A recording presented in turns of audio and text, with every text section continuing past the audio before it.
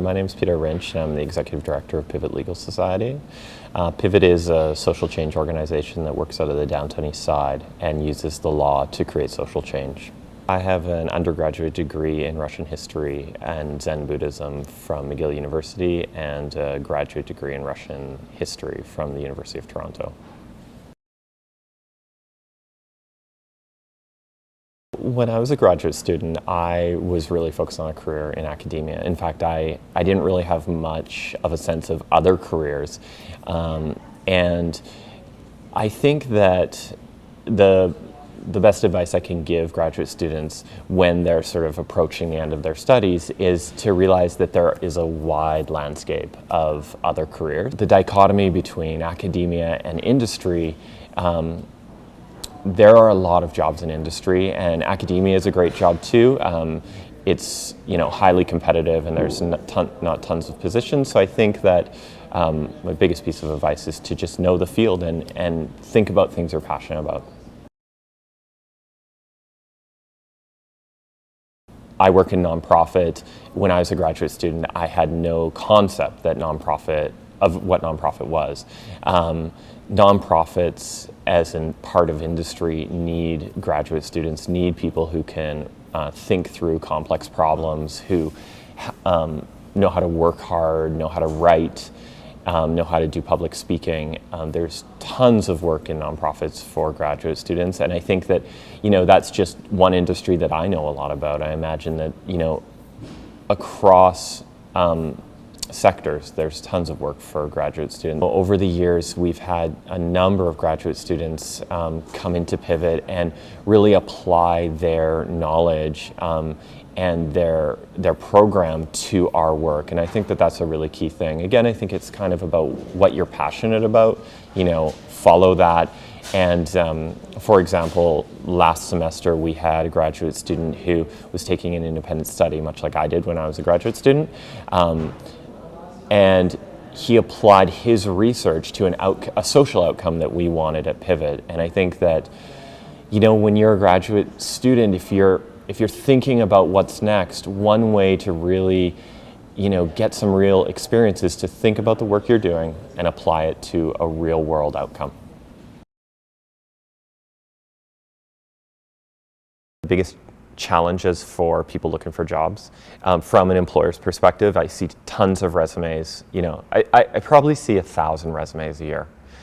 And how do you stand out to an employer when they've got a stack of 1,000 resumes? And I think that there's a few ways, but for me, as someone who is looking to employ people, something on the resume that stands out. I mean, this idea that I have a UBC degree and is that enough? Well, there's a lot of people with a UBC degree, and so how do you stand out? I mean, one I already talked about is getting in the door some way through volunteering or whatever. But if you're just working off your resume, think about ways of making your resume stand out, whether it's interesting, hobbies. I mean, there's a fine line between being like ending up having a resume that sort of is a bit tacky, maybe. Over the years, I've seen things like, under skills and interests, which is a section that you can take a bit of liberty with on your resume. One guy who we ended up hiring for an internship said how he enjoyed making a very specific pasta dish. For me, he just ended up on the top of the pile. It's a bit ridiculous, but he had all the other things that everyone else had. I mean, we're dealing with, comparing apples to apples, and he just happened to have an extra thing. People who are looking to make connections as part of a job search in Vancouver, and more generally outside of Vancouver, should think about what they're passionate about. Identify a place you would want to work, or even a sector, a niche that you'd want to work in, and start making connections with those people. Go to where those people go. If it's nonprofit or even business, see if you can volunteer. See if you can get in the door. I mean, if you're someone who's diligent and works hard and has good ideas, if you end up in a place volunteering or offering your services for whatever it is, and you do a good job, people are going to, you're going to rise to the top of their, their stack of resumes when it comes to hiring. So I really think it is about just, having a real honest discussion with yourself about like, where would I want to see myself, and go and find that place.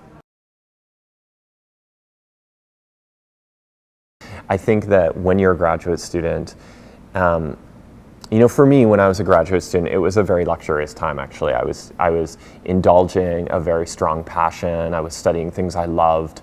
Now looking back on it, I think that was great. And I think that if people are following their passion, that is a good thing, and good things will happen to them. But I think that, for me, I probably could have used a little real world influence into my studies.